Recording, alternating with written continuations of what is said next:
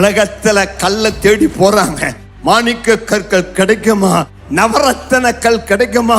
9 ரத்தனங்களும் ஒன்றாயிருக்கிற நவரத்தன கல் எங்கே? மாணிக்க கல் எங்கே?